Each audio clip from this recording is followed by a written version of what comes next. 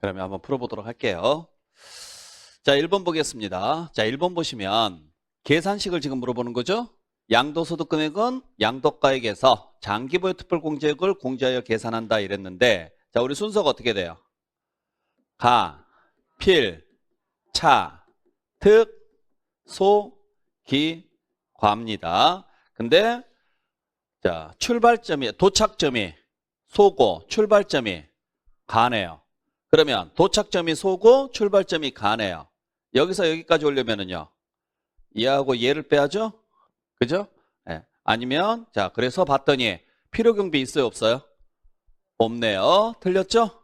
네. 그래서 필요경비와 장기보유 특별공제를 공제하여 계산한다, 이렇게 나오거나, 아니면 차익에서 장기보유 특별공제를 공제한다, 이렇게 나오거나, 어찌됐든 간에 틀렸다라는 이야기잖아요. 무슨 말인지 아셨죠? 네. 그렇게 해서 여러분들 정리하시면 되고. 자, 2번을 보니까 뭐 물어보는 문제예요? 축에 물어보는 문제죠? 그러면 맨 처음 매, 감, 순서가 맞는지 안 맞는지를 먼저 확인해라. 맞아요, 틀려요? 맞죠? 매, 감까지는 순서 맞죠? 자, 두 번째는 환이 들어가는지 안 들어가는지를 확인하자. 그래서 봤더니 취득이네요. 취득이니까 뭐가 들어가야 돼요? 환이 들어가야 되네요. 안 들어갔으니까 틀렸죠? 네. 자, 3번은 양도가 기준시가래요. 그러면 취득도 당연히 기준시가로 가야죠. 3번은 맞죠? 네. 무슨 말인지 아셨죠? 자, 그 다음에 4번은 맞아요, 틀려요? 뭐가 틀렸어요?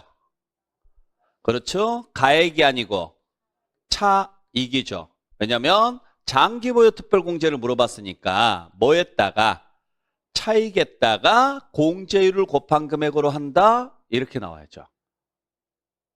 아시겠나요? 이때 공제율은 보유기간에다가 몇 프로? 2%씩 한다 그랬죠?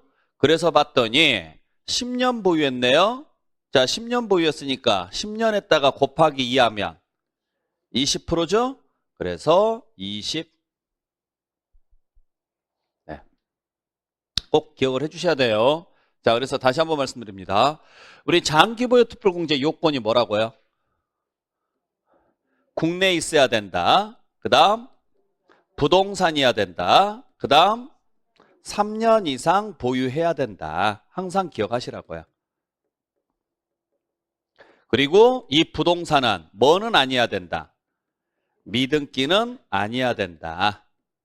미등기만 아니면 무조건 받을 수 있다. 요건 충족했을 때. 네. 그 내용까지 같이 확인하시고. 됐죠? 자, 그 다음에 제가 아까 이건 제가 설명을 안 드렸었는데, 우리 그 마이너스가 나는 금액이 있거든요. 마이너스가 나는 금액을 뭐라고 하느냐면 차손이라 그래요. 그때 차손 공제를 받을 때는 기본 공제하고 똑같이 해줘요.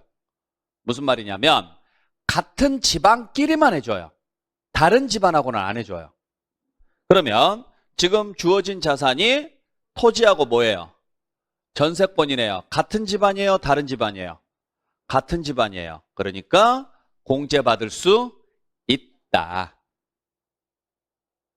그래서 만약에 토지에서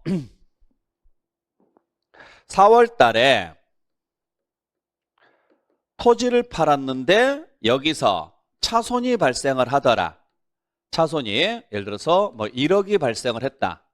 근데 9월 달에 그러면 요 차손 1억은요. 세금 내요, 안 내요? 안 내죠? 안 내더라도 뭐 하셔야 돼요? 신고는 해놓으시라고, 예정신고는. 근데 9월 달에 전세권을 팔았어요. 전세권을 팔았더니 소득이, 차익이 예를 들어서 1억 4천만 원 발생했습니다. 그러면 여기서 장특공제는 없겠죠? 전세권이니까 장특공제는 안 되겠죠? 그러면은 소득이 그대로 얼마예요? 1억 4천인데 요 1억을 여기서 공제를 해주라고요. 합치라고요. 네. 그러면 소득은 얼마가 나와요? 그러면 소득은 그냥 4천이겠죠? 네. 여기서 기본공제에서 세금 계산해서 내십시오. 이렇게 가는 거예요. 같은 지방끼리는 통산이 가능해요. 그래서 우리가 실무에서 같은 해 2개 이상의 자산을 팔지 마라 그래요. 왜? 기본공제 한 번밖에 못 받고 합쳐지니까 누진율이 올라가거든요. 그렇죠? 그래서 되도록이면 해를 달리해서 파시라 그래요. 그래야 세금을 조금 적게 내니까. 다만 이렇게 마이너스가 나는 자산이 있으면은요, 아무 때나 팔아도 돼요. 세금 낼 게 없으니까. 다만 할 수만 있으면 이런 식으로 이익이 발생하는 자산을 양도하는 해에 같이 팔으라고요. 같은 해.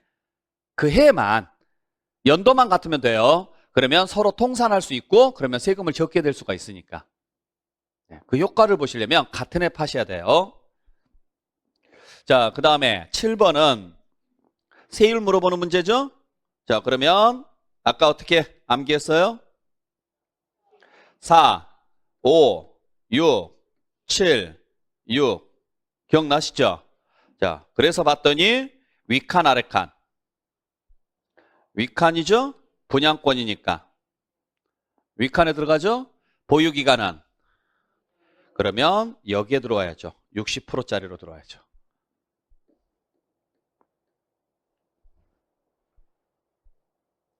그렇잖아요. 2년 넘었으니까. 네, 그렇게 해서 같이 정리하시고. 자, 그 다음에 8번, 9번, 10번 있는데 봤더니 8번을 보니까 신고하래요. 언제까지? 양도일, 분기, 3개월이 나왔습니다. 그죠? 자, 분기랑 3개월이 같이 연결되면 돼요, 안 돼요? 안 돼요. 왜냐면 양도일, 달, 2개월, 이게 기본이거든요. 이 중에 하나만 바뀌는 거예요. 얘가 바뀌든 얘가 바뀌든 얘가 바뀌든. 근데 얘는 지금 2개가 동시에 바뀌었잖아요. 얘는 무조건 틀린 거죠. 그래서 앞에 봤더니 뭐예요? 부담부 증여네요. 부담부 증여니까 얘는 맞죠? 근데 얘가 나오면 안 되죠. 달이 나와야죠. 달. 여기만 바뀌어야 되잖아요. 여기만. 여기만 몇 개월로 바뀌는 거예요? 3개월로 바뀌어야죠. 부담부 증여니까. 그래서 양도일에 속하는 달의 말일부터 항상 이 글자는 무조건 들어가야 되는 거고, 얘는 개월수가 나오면 앞에는 무조건 무슨 글자가 들어가야 돼요? 말일. 말일. 네. 그 다음에 9번에 보니까 확정신고 안 해도 된대요. 자, 우리가 확정신고를 안 해도 될 수 있는 경우는 예정신고를 했을 때뿐이에요. 근데 앞에 보니까 예정신고를 안 했대요. 그럼 반드시 확정신고는 해야 되죠? 네. 그 다음에 마지막 10번. 분할 납부할 수 있다 없다? 있죠? 기간은 2개월이죠? 근데 주어진 금액이 1,500입니다. 2배 넘었다 안 넘었다? 안 넘었으니까 50%가 아니라 1,000만 원 초과분인 500만 원만 분할 납부가 가능하죠. 만약에 이 문제가 양도소득세가 아니라 재산세나 종부세 문제였잖아요. 그러면은 이 금액은 맞아요. 왜? 재산세나 종합부동산세는 250이 기준이거든요. 250에 2배를 넘었잖아요. 그러니까 50%가 맞죠. 물론 기간은 틀리겠지만 기간은 3개월 또는 6개월이 돼야 돼요. 재산세는 3개월이고 종부세는 6개월이에요. 네. 근데 얘가 양도소득세니까 1,000만 원 기준으로 따져야죠. 1,000만 원에 2배를 넘었느냐 안 넘었느냐로 따져야 되는 거니까. 아시겠죠? 네.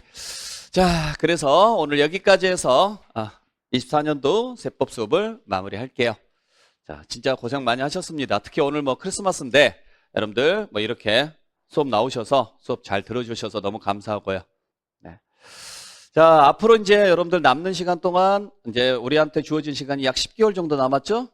네, 10월 달에 여러분들 시험 보니까 이제 한 10개월 정도 남았는데 그때까지 여러분들께서 정말 열심히 해주셔야 돼요. 네, 그래서 여러분들이 이제 공부를 하다 보면은 벌써 이제 어찌됐든지 간에 시간은 되게 빨리 갈 거예요. 벌써 한 타임을 돌았잖아요. 단어는 안 배웠어도 기본적인 개념들은 지금 설명을 드렸죠? 네. 그러면은 어느 정도는 알아야 되잖아요. 근데 기억에 남는 게 있어요, 없어요? 하나도 없죠? 그게 정상이에요. 네. 그러니까 너무 불안해하지 마시라는 이야기예요. 이걸 경험해 보신 분들은 아시겠지만은, 한번 공부를 해 보신 분들은 아시겠지만은, 여러분들이 3월 달이 되든 4월 달이 되든요, 지금 이 마음은 똑같아요. 10번을 듣든 20번을 듣든 기억이 안 나는 건 다 똑같다고요. 늘 불안해요. 지금이야 한 번밖에 안 들었으니까 뭐 기억이 안 나는 게 당연하겠지라고 생각하지만, 2번 듣고 3번 들었는데도 기억이 안 나면 자기 자신을 스스로가요, 책망하기 시작합니다. 아, 나는 이 정도밖에 안 되는 인간이야. 그러지 마세요. 여러분들 이 수업은 진짜 사기예요. 사기죠. 여러분들이 지금 배웠던 취득 조세 청론부터 해서 양도소득세까지 있잖아요. 중간에 물론 등록면허세 뭐 이런 부분 빼긴 했지만, 이거 일반 학교에서는 2년 이상 걸려야 배우는 내용이라니까요. 그걸 우리는 2달 안에 지금 배우고 있는 거예요. 완전 이거 양아치예요. 그렇죠? 그러니까 쉽게 말하면 제가 사기꾼인 거예요. 근데 그렇게 안 하면, 여러분들한테 사기로 설명을 안 드리면 여러분들이 1년 안에 이 시험을 못 봐요. 그러니까 여러분들이 1년 안에 시험을 볼 수 있게끔 하려고 이렇게 수업을 해드리는 거고, 그걸 여러분들이 다 받아들이기에는 너무 양이 많아요. 그걸 알고는 계시라는 거예요. 그러니까 내가 공부를 못한다라는 게 아니고, 여러분들이 공부를 못하지는 않아요. 여러분들이 장담컨대 저보다 IQ는 높을 거예요. 진짜로요. 안 믿겠죠? 여러분들 제가 이 수업을 할 때 처음에 어떻게 시작했는지 아세요? 물론 이제 뭐 우연한 기회가 돼서 제가 이 수업을 시작하긴 했는데, 처음에 수업 시작할 때 저는 이제 세무 공무원 수업부터 시작을 했어요. 공무원 수업. 그러니까 이제 제 과가 제 전공이 이쪽이라 뭐 수업하는 데는 크게 지장은 없었어요. 회계세법이라서 수업하는 지장이 없는데, 문제는 뭐냐면 그때 당시 제가 배웠던 세법은 국세밖에 안 배워요. 저희들은. 네. 그러니까 저희들의 목적은 CPA라든지 공인회계사라든지 세무사가 목표였으니까 거기는 지방세를 안 물어봐요. 국세만 물어봐요. 지방세는 정말 간단하게 물어봐요. 그러니까 거의 안 해도 돼요. 그건 그냥 포기하고 넘어가도 돼요. 그러니까 지방세를 공부를 안 했는데 갑자기 어느 순간에 중개사 수업을 해보래요. 공무원 수업을 하고 있는데 중개사 수업을 해보라 그래서 보는데 깝깝한 거죠. 예, 지방세를 아예 모르겠는데, 국세는 뭐 조금 뭐 어떻게나 배웠다고 하더라도. 예, 그래서 그때 당시에는 이런 영상 이런 게 없었으니까, 제가 공부할 때는 영상 이런 게 없었어요. 그때는 테이프였어요. 테이프. 그래서 강의하시는 분들 테이프를 몇 개를 사가지고 밤새도록 듣고 그걸 다 적었어요. 설명하는 걸. 처음부터 끝까지. 그러니까 뭐 중간에 기침을 했다, 그 기침까지도 적었어요. 진짜로. 몇 번을 반복을 했더니, 그래서 딱 3시간 수업할 내용, 이 3시간 수업할 내용이 그 A4 용지로 한 20 몇 장인가 나오더라고요. 글자로 적으니까. 그래서 그걸 들고 수업을 했어요. 처음에. 첫 수업 자체를. 여기 몇 분 앉혀놓고 수업을 하는데, 이렇게 얼굴 보고 수업할 수 있을까요? 못해요. 지금 이거 봐야 되는데 이거 보고 계속 적어요. 적는데 이게 적히겠냐고요. 근데 진짜 신기한 게 뭐냐면, 그걸 한 달 정도 하니까, 그때 당시에는 이제 오전 수업, 오후 수업이 동일했고 일주일간은 수업을 했었어요. 일주일 풀로. 그러면 똑같은 내용을 일주일에 12번을 쓰고 말하고 이야기를 해요. 제가. 자, 그러다 보니까 외워져요. 이게 외워지더라고요. 그러니까 이게 저도 될 거라고는 상상도 못 했어요. 정말 여러분들 얼굴을 그 첫 수업할 때 3시간 내내 한 번도 못 봤어요. 이거 보니라고. 자, 제가 지금 이 책을 이렇게 보면서 이렇게 쓰고 있으면 여러분들은 믿음이 가겠냐고요. 근데 그때는 그걸 또 믿어주셨어요. 그분들 되게 감사하게. 그래서 적어놓은 걸 가지고 계속 쓰면서 했는데, 그때 경험을 해보니까, 야, 이건 반복학습은 그 무엇도 당할 수가 없구나. 저는 원래 이해가 안 되면 공부가 안 돼요. 제 스타일은 원래 그래요. 그래서 되게 더뎌요. 공부하는 스타일이 되게 더뎌서 이 한 문장 자체가 이해가 안 되잖아요. 거의 한 달을 고민을 해요. 그 다음 단계로 진행을 못 가요. 이게 도대체 무슨 말일까? 이걸 이해를 해야 넘어가는 스타일이라 되게 좀 답답한 스타일인데, 그걸 이해하는데 굉장히 오랜 시간이 걸려요. 근데 수업을 해야 되는데 이걸 이해하고 자시고 이게 어디가 있냐고요. 안 돼요.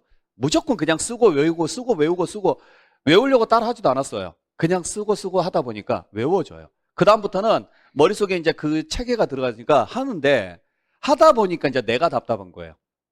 그래서 표를 그리기 시작했고, 화살표를 그리기 시작했고, 지금은 이제 그게 제 수업에 이제 제 수업이 지금 현재 진행형으로 지금 가고 있는 건데, 여러분들도 마찬가지예요. 근데 여러분들은 저보다, 솔직히 말하면 제가 여러분들보다 지금도 공부를 더 많이 해요. 저는 이제 3번만 하긴 하지만, 왜? 저는 지금 말하고, 쓰고, 매일 작업을 하고, 여러분들은 한 번 듣고 끝이에요. 이게 기억이 나면 그동안에 제가 10몇 년간 해왔던 이 수업이 저의 자존심이 무너져요. 제가 10몇 년 동안 해왔던 걸 여러분들은 단 1시간 만에 이걸 알아듣는다는 거잖아요. 적당히 알아들으세요. 아셨죠? 네. 그러니까 여러분들이 잘못한 게 아니에요. 이게 반복이 돼야 여러분들께 돼요. 이제 지금은 반복이 아니잖아요. 그죠? 네. 뭐 이제 기존에 공부하셨던 분들이 뭐 그런다 치고 처음 하시는 분들은 지금은 반복이 아니에요. 처음이에요. 다시 반복되고 반복되고. 그러니까 이건 시간이 지나야 효과가 나오는구나. 즉시 효과가 나올 수는 없겠구나. 그렇게 생각을 하시고 꾸준하게 따라오셔야 돼요. 아시겠어요? 네. 그렇게 해서 잘 따라오시고 이제 오늘 크리스마스는 뭐 이제 이미 지났으니까 그렇다 치고 여러분들 이제 내년에 뵙죠? 한 해 넘어서 이제 뵐 건데 여러분들 제발 부탁이니까 그 뭐 새해 첫날 뭐 해돋이 본다 뭐 이딴 거 하지 마세요. 가가지고 막 해를 보면서 나는 이번부터 새 마음 새 기분으로 시작하겠다. 무슨 새 마음 새 기분이냐고. 여러분들 이미 25년도가 시작이 됐어요. 이 수업 딱 듣는 그 순간부터 여러분들이 이미 25년도예요. 아셨죠? 그냥 집에서 TV로 보는 그 일출이 제일 예뻐요. 괜히 추운데 나가가지고 막 몸 상하고 감기 걸리고 집에 가고 홀쩍거리고 그딴 거 하지 마시라고요. 네. 그러니까 그냥 아무 일 없다는 듯 평상시처럼 행동하세요. 그리고 매일 보셔야 돼요. 책은. 까먹으시면 안 되니까. 그러니까 사람 뇌라는 게 되게 신기해요. 자기가 쉬면 뇌도 쉬어요. 뇌가 그걸 인식을 해요. 이 사람은 이때쯤 자는 사람. 그래서 우리가 보통 잘 때 되면 뭐예요? 졸려요. 그게 뇌가 그 명령을 내리니까 그래요. 이 사람은 당신은 원래 평소에 이 정도 시간이면 자는 시간이야. 그러니까 자야 돼. 라고 계속 명령을 내려요. 이 시간에 내가 공부를 한다. 그러면 이 시간 되면 뇌가 움직이기 시작해요. 알아서. 근데 그게 불규칙적인 사람들은 하루 종일 피곤한 거예요. 왜냐하면 뇌가 그걸 인식을 못 해요. 얘가 지금 자야 되는 시간인지 일을 해야 되는 시간인지 공부를 해야 되는 시간인지. 자, 여러분들께서 책을 한 2, 3일간 놓고 다시 시작을 하잖아요. 진짜 하나도 모르고 다시 시작합니다. 하나도 생각이 안 날 거예요. 그래서 5분이 됐든 10분이 됐든 항상 공부하는 습관을 꾸준하게 가지셔야 돼요. 아셨어요? 네. 앞으로 이제 여러분들 다음 주에 한 주 쉬고 그리고 나서 2주 후에 여러분들 뵐 건데 2주에 배웠을 때 와 정말 너무 생소해요 라는 말을 분명히 하실 거란 말이에요. 그러시면 안 돼요. 네. 다음에 오실 때는 그대로 헛마음 헛기분으로 그대로 오셔야 됩니다. 네, 그렇게 하시고 다음 1월부터는 이제 본격적으로 이제 전체적인 내용을 다 설명을 드릴 건데 좀 타이트하게 갈 겁니다. 지금보다는 좀 더 타이트하게 갈 거고 지금 방식대로 수업 시간 첫 주 수업 빼고는 전주 거 복습. 그 다음에 그날 배운 거 나중에 일일학습. 이제 일일학습 문제는 이제 오지선당형으로 나갈 거예요. 아셨어요? 실제 시험처럼 오지선당형으로 나갈 건데 시간이 좀 오래 걸릴 겁니다. 오래 걸릴 거여서 좀 시간을 좀 잡아먹긴 할 건데 그래서 아직은 뭐 확정은 안 됐지만은 지금 제 개인적인 생각에서는 아침에 시작할 때 한 15분 정도 일찍 시작할 생각이에요. 복습 문제 따로 복습 정리해드리는 거 따로 하고 그 다음에 이제 본 수업 들어가고 안 그러면 너무 늦게 끝날 것 같아서 괜찮겠어요? 아직은 생각이에요. 제가 원장님한테 아직 말씀 안 드렸어요. 네, 그래서 아직은 생각인데 그렇게 해서 여러분들한테 자 오전에 한 15분 정도만 좀 일찍 시작을 해서 간단하게 지난주에 배웠던 거 정리하고 그 다음에 본 수업하고 끝나고 나서 여러분들 한 10분 정도 드릴 테니까 10문제 정도 드릴 거거든요. 그거 푸시고 내용이 굉장히 복잡할 거예요. 쉽지는 않을 거예요. 제가 장난질을 굉장히 많이 칠 거거든요. 아니에요. 너무 정직하게 되면은 적응이 안 돼요. 장난질을 좀 쳐놔요. 그렇다고 해서 말도 안 되게 장난질을 치지는 않아요. 딱 시험에서 장난질을 친 만큼만 칠 거예요. 적응하시라고. 네. 그렇게 해야 결국에는 제가 처음에 여러분들 그 OT 할 때 말씀드렸을 건데 이 시험은 중개사 시험은 문제를 누가 얼마만큼 잘 푸느냐가 중요한 거지 누가 얼마만큼 지식을 많이 쌓느냐가 중요한 게 아니에요. 지식은 없어도 돼요. 문제만 잘 풀면 돼요. 지식은 나가서 쌓으시면 돼요. 자, 결국에는 문제 적응력이 없으면 책을 다 외워도 합격 못 해요.